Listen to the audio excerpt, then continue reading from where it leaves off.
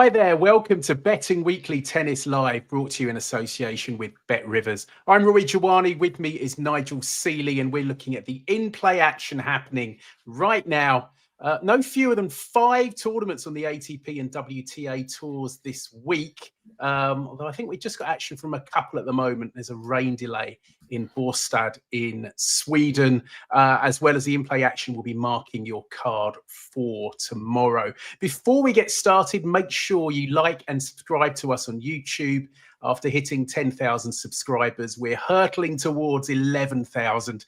And tell us what you think of this week's action. Sign up to the Betting Weekly newsletter. We got picks from all our handicappers here, and we're on social media.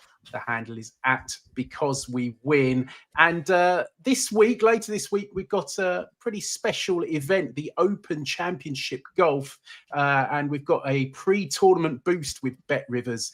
Bet Rivers offering a 30% profit boost for the Open Championship. Opt in and get a 30% profit boost on any pre-tournament wager on the Open. See the Bet Rivers app for full details on this offer. Nigel, how are you doing? I'm very, very well, Rory. Not so excited about the in-play offering that we've been giving up at the moment. Obviously, I thought we might have some matches in Bastad, but obviously the rain delay there has affected us a little bit. So there were some good men's matches there that I wanted to get involved in, but obviously the rain delays affected that for in-play betting. I'm watching the tournament over in at the moment in Hamburg, where they got the roof, so the rain won't affect there. But I watched the tournament today in Iași in Romania, and honestly, Rory, I mean, it's low-level stuff. We did say it on the WTA show, but honestly, some of these players in it are absolutely unbelievable. There's only 3 women in the tournament out of 32 players who are in the top 100 in the world. It's a shockingly bad tournament, and you can see by the levels of victories today. Some very, very one-sided victories.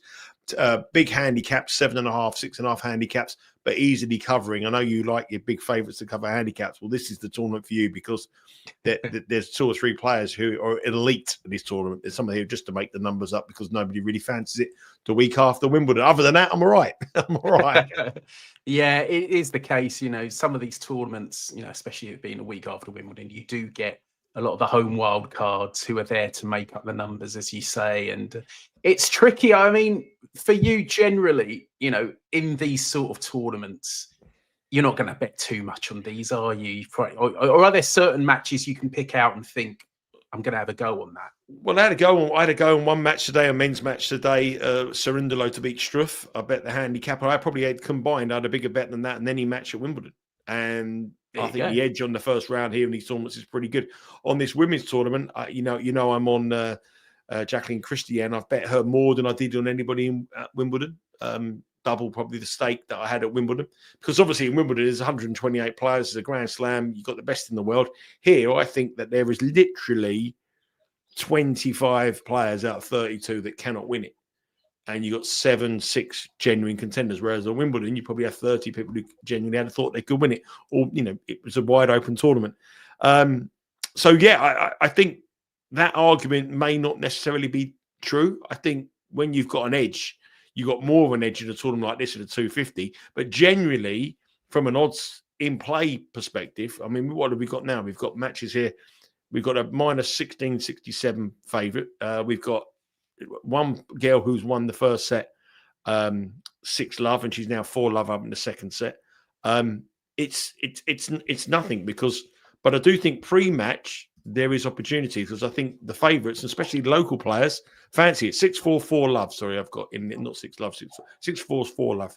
So from an in-play perspective, we haven't really got much to talk of in the way of in-play betting, but I do think there is, you know, the favourites here are winning and winning well, especially on the women. Sorry. Yeah, in Hamburg, just to bring you up to date, Astra Sharma of Australia, she's up against the Spanish qualifier, Ariana Geerlings-Martinez. They're into decider, but Sharma is 4-1 up. So she's now minus 2,500. Geerlings is plus 1,100. And the other match you mentioned, that 6-4 in the first set to Tamara Korpach against Cyprus's Raluca Serban, and she's 4-love up in the second. No offers about Korpach to win the match. And Serban is $45 to come back in that one. There is one match going on in Gstaad in Switzerland. The home favourite, veteran, very much a veteran now, Stan Wawrinka. He dropped the first set against Alexander Shevchenko, and he's been broken at the start of the second. Shevchenko now minus $25 to win that. Wawrinka $11. Maybe the home crowd can get behind Wawrinka, but he's right up against it here. We mentioned the rain delay in Bastad in Sweden. Botic van der Zandschulp was serving for the first set against Mikael Ymer, 5-4 up, 15 all when the heavens came. The Dutchman minus 625, Ymer is plus 410. And Camilo Hugo Carabelli actually has 2 break points against Christian Garin. The Chilean leads 3-2, and Garin is minus 200, Carabelli plus 150. As I say, there's a rain delay there in Gstaad. So not much happening there at the moment. There was a match in Iași. It was an all-Romanian clash between Sorana Cârstea and Mihaela Buzănescu. Again, 2 veterans facing each other. Cârstea just won a few minutes ago, 6-2, 6-2. I guess she won 6-2, 6-2, but Buzănescu, the girl that she played, hadn't won a match in 3 years, and Cârstea hadn't won a tennis match since Indian Wells. And she's won 6-2, 6-2. That's the kind of level you've got here. So there is big opportunities to get with players in form. There is players here that are leaps and bounds above the rest of them. And I do think there's opportunities to get with them, especially in this first round. And that's why I like the outright market, because we had like players at plus 550, players at like $7, players at $8, things like that. When really the gulf between them and the rest was huge. And I thought there was opportunities on that outright market. Yeah, I did follow you in on Christian. Unfortunately, my pick, Sevastova, went out today pretty tamely. But Christian winning in good style today. You mentioned the women's. Let's have a look at a few women's matches now. We're going to Hamburg, and very interesting match at the top there. Tatjana Maria, she's now the highest ranked German thanks to her shock win at Queen's. She played on Sunday evening in Newport, Rhode Island on grass. She lost that final to Katie McNally. She's flown home for this tournament. Quick turnaround. She faces Viktoriya Tomova, who's a heavy favourite here, the Bulgarian. Minus 330, Maria plus 265. The spread is 4.5 games, totals 20.5. Now, Tomova's won all 3 of their previous meetings, which were all last year. And the first 2 were very comprehensive, including one on grass. And when they last met in Seoul, she won the 3rd set 6-love. So obviously there's that head-to-head. There's the quick turnaround for Maria. And Tomova's a very short favourite. Have you got a bet here, Nigel?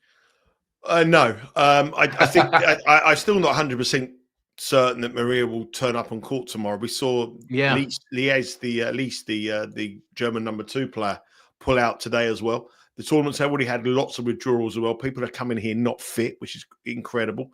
So I'm not convinced that she turns up. So the reason I put this one in, because I think Tomova could go deep in the tournament as well. Someone maybe potentially look at it as an outright winner.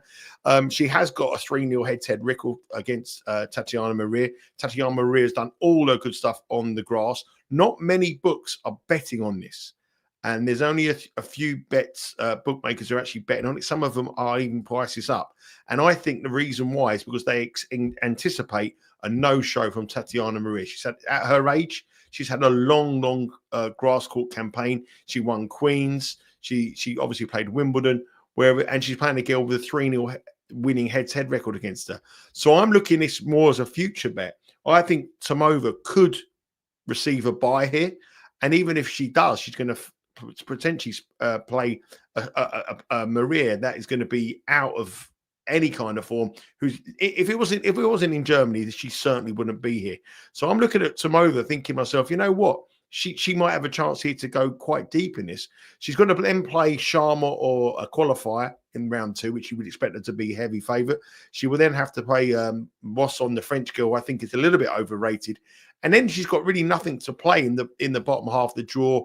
Galfi's got some injury concerns. You've got Jastrzębska, who's had who I quite like as well. But I put this match in here purely and simply because I am not certain that Tatjana Maria will play.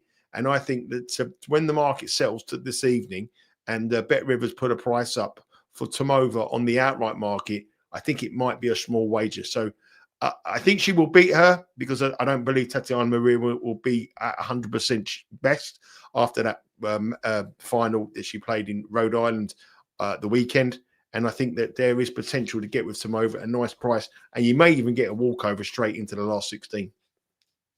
So there you go. You mentioned Boisson, actually. She came through her opener today. 6-1, 6-3 against Julia Grabher. She hasn't done a lot since Roland Garros, but she played well today. Priced up. She did play well. I looked at her stats. She's very, very good, but I still think she's very, very overrated by the books on the back of just that one performance or that tournament performance that she had at the French Open. So from a value perspective, I would probably like to continue to fade her because I think she could get beat, and Tomova will give us some problems. The only problem is Tomova hasn't had a great clay court season this year, hasn't had the best of the season. But going back to my point originally, there's hardly anyone in this draw who has had a great season. So I wouldn't really worry too much about that. Yeah, she could definitely find some form. If she's going to find form, it's probably this week she's going to find it. Over to Yash in Romania. Poland's Maja Chwalinska up against Jill Teichmann, who lost the first set 6-1 yesterday to Miriam Bulgaru, but managed to come back. Chwalinska beat Irina Shaimanovic also in 3 sets. Chwalinska's the slight underdog here at +102. Teichmann -125. Spread 1.5 games, totals 21.5 games. This is their first meeting. What do you reckon here, Nigel? Well, I think this is a genuine 50-50 call. I really do. If you look at their clay court statistics this year, it's actually Chwalinska who's got the better clay court statistics, despite her being some 40 places below Teichmann in the world rankings. Teichmann has obviously been around a little bit longer, a bit more experience. Got beaten the first round at Wimbledon against Bronzetti, was a very poor performance. The only sort of thing I would say here is that Chwalinska got beaten qualification by Serban. The girl's getting absolutely annihilated here by Korbash. I'm not quite sure whether grass would be Chwalinska's surface. I mean, if you're looking at her career on grass, she hasn't really done much. She had a good run in 2022, but that was all through qualification at Wimbledon. She's had her better performances on clay. And her clay record is more or less exactly the same as Teichmann. I'm not going to give her an official play here, but it does sort of, the early money has come for the pole. And I wouldn't be surprised to see these prices flip-flop and Chwalinska become the marginal favourite rather than Teichmann. I genuinely think it's a 50-50 call. If you can get a bit of plus money now, Chwalinska, I think you might want to do it because I expect you to be on the favourite when the two take to the court tomorrow. Weather it's pretty good tomorrow as well. It's going to be quite warm, not really too many problems, so it's going to play okay. But I would rule out, a lot of people will look at their current form. A lot of current form is on grass. So I'd rule out their grass form and obviously look at their clay statistics. And on the clay statistics, Chwalinska actually is marginally better than Teichmann this season. So there you go. Final match on the women's side tomorrow. We're looking at top seed Elina Avanesyan against Maria Lourdes Carle. Avanesyan won her first match on clay this year in beating home wildcard Andrea Prisicario. That was 6-3, 6-3 earlier today. Lourdes got the better of Patricia Tig in 3 sets this morning. Avanesyan won their only previous meeting, although that was 4 years ago. Lourdes is a proper clay court. She had a good run in Madrid, but she's been pretty disappointing since. Are you looking to oppose the top seed here, Nigel? Because she's been in bad form coming into this tournament, hasn't she? Yeah, I am. She was a beaten finalist last year in this tournament. She has had a big win, but it's a big head-to-head win in 2021. But I think her form is really poor. I mean, 5 successive losses before she come into this tournament. She did win today against a Romanian qualifier, but that Romanian qualifier was ranked 474 in the world. So we don't have to look too much into that. She's up against a player in Carle who's is a very, very, very capable clay court player. Her clay court statistics over the years have been exceptionally good. 16 and 12 this year, 33 and 15 in 2024. She's come through qualification in French Open fairly comfortably, winning all these kind of players that she's playing at this level. Avanesyan is a player that's struggling for any kind of form, and I like the shock here. I think there's a potential for a shock here. Bet Rivers are plus 135 currently. Maria Lourdes, Carle. I think that's a cracking bet. I love the plus 2.5 because I can see Avanesyan having a meltdown. She got the job done today against that player just inside the top 500, but it wasn't a fantastic performance. I don't think it was 6-3, 6-3. It was steady, but she was a 7.5 game handicap favourite for that match. She didn't cover the spread, and now she's up against someone who I think can really give her problems. An out-and-out clay courter on a slow clay court against a player who is just desperate to try to get into the main draws in some big tournaments that are coming up. Probably would like to just move away from this and get ready for the American hardcourt campaign, try to get herself some kind of form for the US Open. And I think that Carle is all about clay court action, and at plus 135, that is one of my bets for tomorrow. I really like her, and I like her on the handicap as well, plus 2.5. So whichever way you want to play it, but I'm just going to, my bet here, I'm going to bet on the money line at plus 135. I've already bet her at plus 135 early today, and I can see a movement in her price already, and I would expect her to start probably around about even money or maybe plus 105. So there's certainly movement in that price. If you want to take her now, you want to take it now, because I think we're going to be on a player at a lot shorter price when the match starts tomorrow. So there you go, Nigel. Pretty confident against Maria Lourdes, Carle against the top seed, Elina Avanesyan at plus 135. Let's quickly look at the in-play action. We've got a couple of results to bring you, or one result. Astra Sharma is through. She got past Geerlings Martinez in 3 sets. Wawrinka still a breakdown against Alexander Shevchenko in Gstaad. Shevchenko, he's got 2 points for a 4-2 lead, having taken the first set. So, and he's taken one of them. It's 4-2 to Shevchenko and a set up. So the man from Kazakhstan looks like he's on his way through. And in Hamburg, you mentioned Korpach thrashing Serban, and that's still very much the case. Tamara Korpach won the first set 6-4, and she's 4-1 up in the second with Serban serving. So that's the in-play action at the moment. Nigel, let's have a look at tomorrow's men's matches. And we've got a few here. Starting in Bastad, Kopriva up against Jesper de Jong. Both had wins today. Kopriva, minus 137 favourite. De Jong, plus 110. The spread 1.5 games, totals 21.5. Kopriva was well on top against Hugo Delien when the Bolivian retired in the second set. De Jong eased past a home wildcard today. 1-1 on the head-to-head.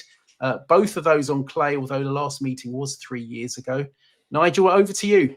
Yeah, before we go, we've got a message there from Matt saying Carle is a sure thing, says Bet Rivers, Nigel Seeley. Well, I've got another E between the L and the Y, Matt, before you mentioned that. I never said she was a sure thing. I think that at plus 135, she's a price. It's going to be, she's a bet. She's going to be plus 1. I think it's a decent price. I think on a clay court statistics thing as a player out of form, don't think she's a good thing whatsoever. There's no such thing as a good thing, and I've never say someone was a good thing.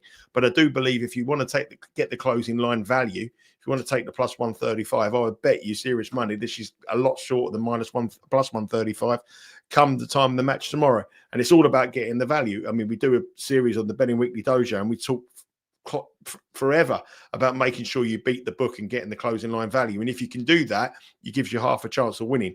I'm not saying she's a good thing, but I think she's a good thing to beat the plus 135. Anyway, let's move on to the matter at hand. Kopriva de Jong. This is an interesting match because it's Seeley up against Calver in a head-to-head. Now, Sean has gone for Jesper de Jong to win this tournament, and I like Kopriva. So they're both, I think whoever wins this has got a realistic chance of getting to the final. So the reason I put them both in is probably, again, on an outright perspective, I think you should bet the two of them to win the tournament. And hopefully whoever wins this will halve in price, and then their route to the final is a good thing. Or not a good thing, because I can't say good things. But anyway, I just believe here that I was really impressed with both of them, actually. Kopriva had the tougher match. De Jong didn't have a difficult task at hand. De Jong has played some really good statistics, produced some good statistics on the grass courts, but on the clay, it's where his bread and butter is. And I expect him. I like to watch players who overachieve on the grass and then come to the clay playing well, and it gives me confidence. But Kopriva is a player that is playing exceptionally well at the moment. He was so unlucky at Wimbledon. We bet him to beat, I think it was Bash. I can't remember. We bet him in the first round in a match at a big price. It was 2-0 up and should have won it. But a return to clay will give him a great opportunity here. I think this is a difficult one to shout, and I think there's no doubt about it. The odds here reflect how difficult it is. If you look at that match he played, Jordan Thompson, he was 2-0 up against Jordan Thompson in round one, lost 3-2. But the only reason I put this up is because really it's a Seeley v Calvert battle. And pretty much every time we have a Seeley Calvert battle, Sean usually wins. So I think Sean is keen on De Jong to win the tournament or get to the final. I'm keen on Kopriva to get to the final. So I would suggest have a small bet on both of them each way to win the tournament, and whoever progresses, you got a nice price, because I think whoever wins this will be in the quarterfinals on half the price they are now. So that was my theory there. Talking about a bad beat, I bet Kopriva plus 110 today to win 2-0.